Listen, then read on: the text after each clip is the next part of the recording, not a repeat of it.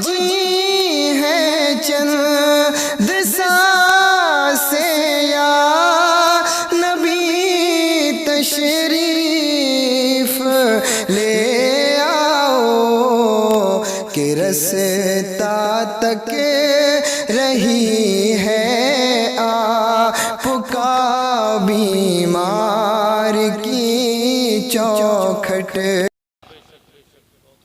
समझ रहे मेरी बात? इन बातों पे गौर करना। और इसी वजह से आज मुआशरा तबाह हो रहा है, इसी वजह से मुआशरा तबाह हो रहा है। हुजूर ने बेटी को रुखसत करने की जब बारी आई, अल्लाह अकबर, आप घर तशरीफ लाए। फरमाया उम्मे सलमा, जी या रसूल अल्लाह, का घर में कोई नई चादर है? का घर में कोई नई चादर है? कहने लगी हुजूर अभी देखती हूँ। अंदर गई, देख के आई और आने के बाद एक कोने में खड़ी हो गई। मेरे हुजूर ने फरमाया उम्मे सलमा क्या हुआ, तुम्हें तो चादर लेने भेजा था? कहने लगी हुजूर चादर तो मैं ले आई हूँ, लेकिन देने की हिम्मत नहीं हो रही।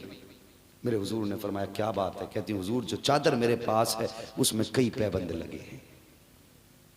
हुजूर ने वही चादर हाथ में ली, रोते जा रहे हैं, पैबंद गिनते जा रहे हैं, रोते जा रहे हैं, पैबंद गिनते जा रहे हैं। पैबंद मुकम्मल हुए, बेटी को देखा, बेटी बेकरार थी। हुजूर ने बेटी के सर पे चादर रखी, 17 पैबंदों वाली, 17 पैबंदों वाली चादर, और फरमाया था फातिमा यहाँ 17 पैबंदों वाली चादर ले ले, वादा करता हूँ जन्नत में औरतों की सरदारी की चादर अता करूंगा।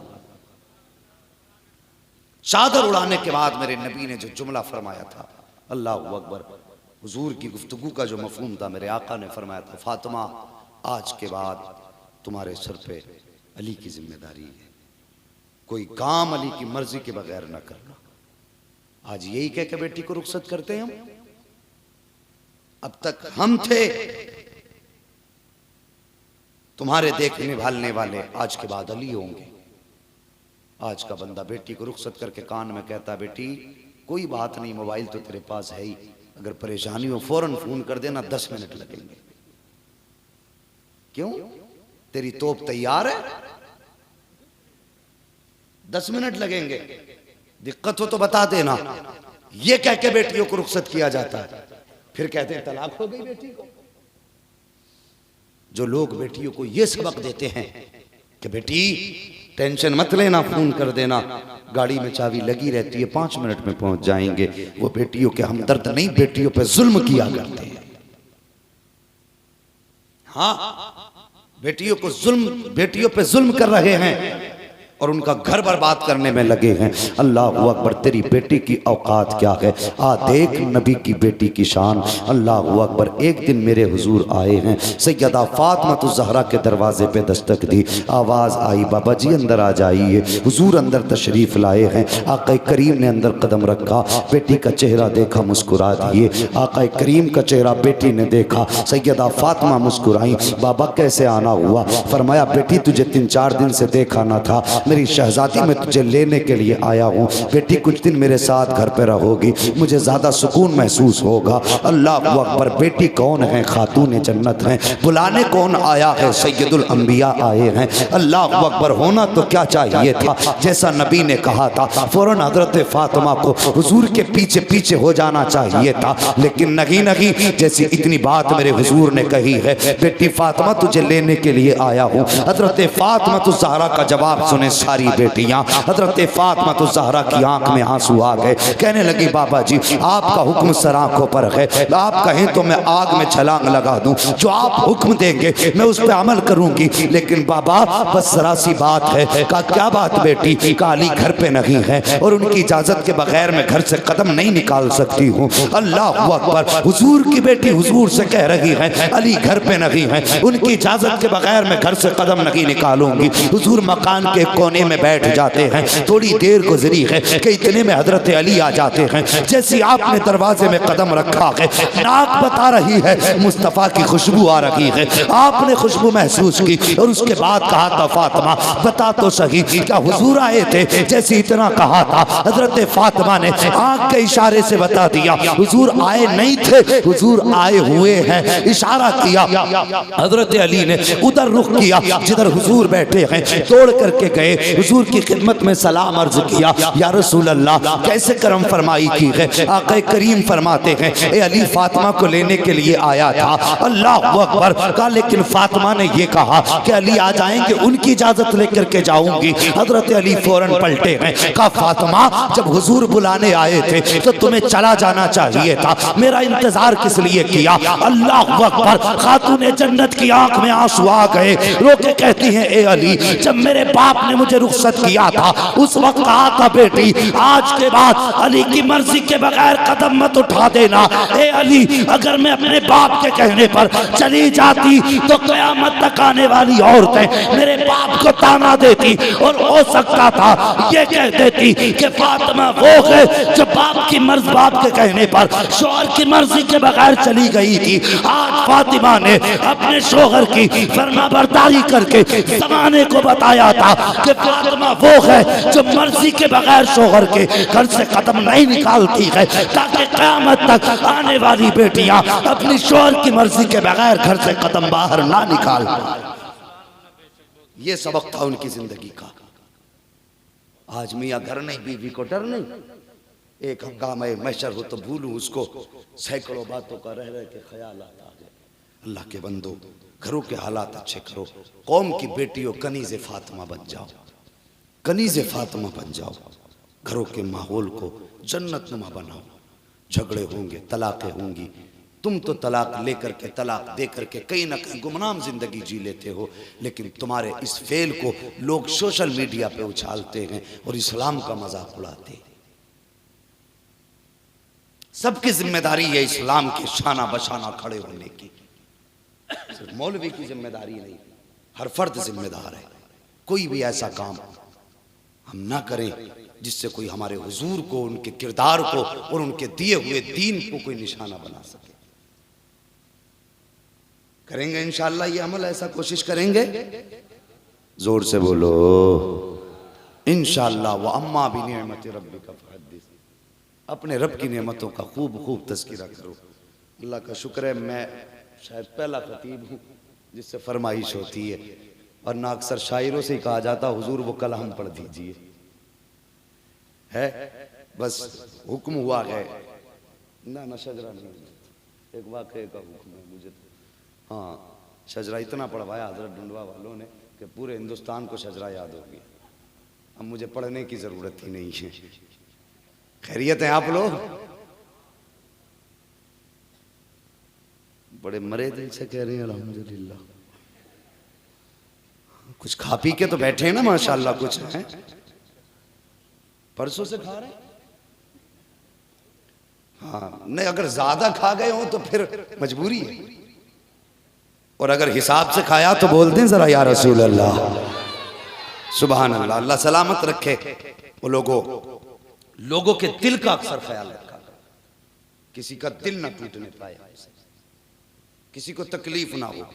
हम बात बात में दिल तोड़ देते हैं और उसके बाद जन्नत के ठेकेदार बनते हैं, कहते नहीं मैं बड़ा पारसा हूं, बातों बातों में दिल तोड़ दिया और तू अपने आप को पारसा कहता है। ऐसा न किया करें।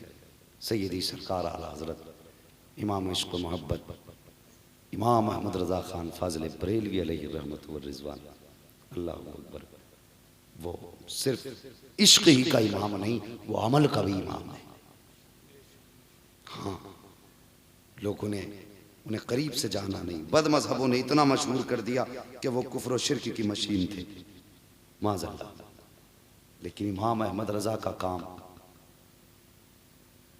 ये नहीं था बिला वजह में किसी पे कुफ्र और शिर्क के फतवे लगाना।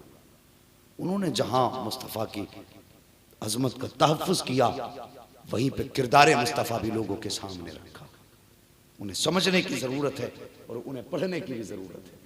सरकार आला हज़रत इमाम अहमद रज़ा खान फाजिल बरेलवी कितने बड़े आलिम, इतने बड़े आलिम कि जिनको आज जदीद तहक़ीक़ के मुताबिक 120 उलूम पर महारत ताम्मा हासिल थी। जिसे 3 फ़न आ जाए, 3 तो छोड़ो, अगर 1 फ़न आ जाए और उसमें महारत हो जाए फिर तो वो अपने वक्त का आला हज़रत बनने लगता है। उन्हें 120 फ़न आते थे, फिर भी इनके सारी का आलम। अल्लाह अकबर। अपने शागिर्द रशीद के साथ बैठे हुए एक बच्चा गुजर के जा रहा था, उसने आला हज़रत का चेहरा देखा, देख के कहने लगा, बड़े मौलवी साहब। कहा जी, क्या हमारे घर पे दावत खाओगे? आप मुस्कुराए, कहने लगे, बेटे घर में कोई बड़ा नहीं है? घर में कोई बड़ा नहीं है? बच्चा कहने लगा, हजरत मैं यतीम हूँ और मेरी माँ ने मुझे ही भेजा है। जब लफ्ज़ यतीम आया ना, आपने फरमाया, बेटे जा जाके कह दे हमें तुम्हारी दावत मंजूर है, मगर बेटे खिलाओगे क्या?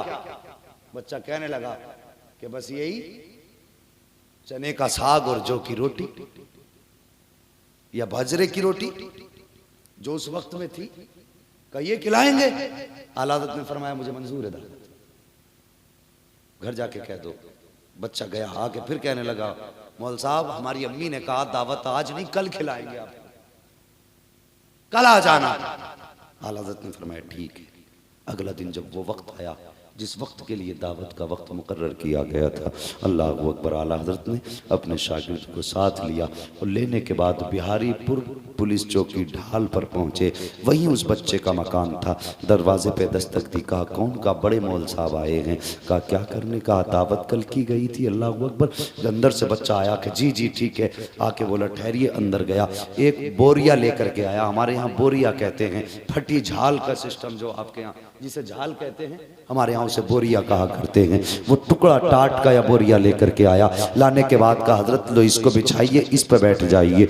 उसी जगह पर आप आगे मकान के आगे स्लैब था, उस पर बैठ गए। जो भी आला हजरत को बैठा हुआ देखता, हजरत आप यहाँ, मुस्कुरा के कह दिया करते थे, नहीं नहीं जाइए, आज अहमद रजा की दावत है, तुम्हारी दावत तो नहीं है। ये कह के आप आगे टाल देते। बैठे बैठे वक्त हो गया। बच्चा अंदर से खाना लेकर के आया। जब सामने खाना आया तो रोटी वो थी जिससे आला हजरत का सख्त परहेज था, जिससे आप सख्त परहेज फरमाते थे। आपके शागिर्द ने कहा था, हजरत जी इस रोटी से तो सख्त परहेज है। अल्लाह अकबर। आला हजरत ने कोई जवाब न दिया, लेकिन जब वो खाना आया, आला हजरत ने खाना शुरू किया। वैसे तो आप आधी रोटी खाया करते थे, लेकिन आज आला हजरत ने पूरी रोटी खा ली है। जब पूरी रोटी खाई, शागिर्द ने कहा था, हजरत सिर्फ दावत का मामला था, एक लुकमा खा लेते तब भी दावत पूरी हो जाती, आप 2 लुकमे खा लेते तब भी दावत का हक अदा हो जाता। सरकार बताइए तो सही, ये रोटी तो आपके लिए जहर थी। आप हमेशा रोटी जो खाते हैं, आप आधी रोटी खाया करते हैं, आज रोटी भी वो है जिससे परहेज है, और पूरी रोटी आपने खाई है। ये रोटी आपको नुकसान देगी, आपके लिए ये रोटी जहर कातिल है। इतना सुनना था, मेरे इमाम की आंख में आंसू आ जाते हैं। फरमाते तुम नहीं जानते हो, आज जो दरवाजे पर दावत करने के लिए आया था, ये यतीम और गरीब था, हमारे दरवाजे पे दावत करने के लिए आया, हम यहाँ खाने के लिए आए। अगर हम एक लुकमा भी खा लेते तो दावत तो हो जाती, लेकिन बात ये है, ये हो सकता था कि इसके दिल में ये ख्याल आ जाता, अगर अमीर का दस्तरखान होता तो अहमद रजा पेट भर के खाते, गरीब का दस्तरखान था इसलिए पेट भर के न खाया। आला हजरत फरमाते हैं कि ये रोटी मेरे जिस्म को नुकसान दे, ये तो गवारा कर सकता हूँ, किसी यतीम का दिल टूट जाए, अहमद रजा को गवारा नहीं हो सकता। अल्लाह अकबर। ये किरदार, ये अमल था उनका, और ये उनकी जिंदगी थी कि उन्होंने अमल भी करके दिखाया। तो आज वो न बने कि जिसको कहा जाता आप खुरादी आप मुरादी। कोशिश करें जबान के साथ साथ अमल भी बेहतर हो। किसी को जबान से तकलीफ ना दें, किसी तरह से कोई तकलीफ ना दें, किसी को दिखा के। हमारा इस्लाम तो इतना महज़्ज़ब मजहब है। अल्लाह अकबर। सोचो, हुजूर ने फरमाया अगर तेरे घर में गोश्त बने, या तो ऐसे वक्त बना कि जो पड़ोसी के घर तक खुशबू जाए तो उसके बच्चे ना सूंघ पाए, और अगर ऐसे वक्त में बना रहा है कि जिस वक्त में तेरे घर के खाने की खुशबू पड़ोस में जा रही है, तो हुजूर ने फरमाया शोरबा बढ़ा लिया करो और पड़ोसी के घर तक पहुंचाया करो, ताकि उसकी खुशबू पड़ोसी के बच्चों के नाक तक जाए। और हो सकता अगर उन्होंने उसी चीज की फरमाइश अपने बाप से कर दी और उनका बाप वो फरमाइश पूरी न कर सका, तो एक बाप का दिल टूट जाएगा। हमारा मजहब तो पड़ोसी का दिल तोड़ने नहीं देता, तो तुम सगे भाई का दिल कैसे तोड़ सकते हो? बातें तो बहुत सारी हैं, मगर भाई शादी ब्याह के मौके पे भी, इन रस्मों के मौके पे भी ख्याल किया करो। कुछ लोग ऐसे होते हैं जो पूरा साल हजरत खाते रहेंगे, जब शादी का टाइम आगा तभी मुंह घुमा के बैठ जाएंगे। पूरा साल खाएंगे, दुआ सलाम भी होगी। 2 दिन पहले दरवाजा बंद, क्यों? नाराज, ये मनाने आए। क्या रस्म बना रखी है यार। तुम अपने भाई को नीचा दिखाना चाहते हो, उसे जलील करना चाहते हो। याद रखो, अगर बंदे की ताकत में जलील करना होता तो फिर बात कुछ और होती। जलील वो नहीं होता जिसे बंदा जलील करे, इज्जतें उसे नहीं मिलती है जिसे बंदा चाहे मुझे इज्जत मिले। इज्जत उसी को मिला करती है जिसे खुदा दिया करता। मेहरबानी करो, किसी को छोटा साबित करने की कोशिश ना करो, किसी को जलील साबित करने की कोशिश ना करो। हमारा नसीब है कि आज एक दूल्हा की महफिल में एक सैयदजादा दूल्हा बन करके आया है। सैयद साहब क़िबला के कदम आना, मैं समझता हूँ ये वो कदम है, अगर बंजर ज़मीन पर पड़ जाएं तो हरियाली उगाया करती है। ये वो कदम है, अल्लाह की कसम हमने हुजूर को तो नहीं देखा, हमने कभी हुजूर का जिस्म भी नहीं छुआ। हुजूर को तो ना सही, कम से कम उनके शहजादे को देख रहे हैं। हमने उनके हाथ ना छुए, कम से कम उस जिस्म को तो छू लें जिस जिस्म में मुस्तफ़ा की निस्बत खून बन के दौड़ रही है। हाँ, ये अज़मत वाली ज़ात है। वो लोगों, अल्लाह तौफीक दे तो अपने हाथ जो है ना, ऐसे पीरों के हाथ में दो कि जो ईमान की हिफाजत कर सके। निरे डेला मार पीर के हाथ में हाथ न दो। तुम्हारी फाल कोई भी खोल देगा, तुम्हें सट्टे का नंबर कोई भी जादूगर बता देगा, लेकिन जन्नत का रास्ता सिर्फ मुस्तफ़ा का सच्चा गुलाम बता सकता है। हाँ, हमारी कौम भी अजीब है, जो जितना नंगा देखा उतना ही पहुंचा हुआ समझ लिया है। बिल्कुल कपड़े नहीं पहनने तो मुंह के बल गिर जा, के नंबर भी दे के जा और पता भी दे के जा। अगर कोई शरीयत का पाबंद है तो उसकी कोई वैल्यू ही नहीं है। तो भाई, असल वली वो है जो शरीयत का पाबंद है। लोग कहते हैं करामत दिखाओ, कि हथेली पे सरसों जमा दोगे तो वली मान लेंगे। ये करामत नहीं। आज के दौर की सबसे बड़ी करामत जो है वो दीन मुस्तफ़ा की शरीयत पर इस्तेहकाम का नाम सबसे बड़ी करामत है। जो सुन्नत और शरीयत का ज्यादा पाबंद है वो उतना ही ज्यादा बड़ा वली है। लेकिन कोई बंदा अगर 5 साल से 5 वक्त की नमाज पढ़ रहा हो तो वो ये ना सोचे कि मैं वली हो गया। वली के लिए हाँ, इल्म भी शर्त है, वो चाहे कसबी हो या ताई हो, इल्म भी होता है वली। मेहरबानी करें, अच्छे लोगों की संगत में बैठा करें और ऐसे बुजुर्गों के पास ज़्यादा से ज़्यादा वक्त बिताया करें। आप नसीब वाले हैं, हज़रत अल्लामा मौलाना इरफानुल हक साहब।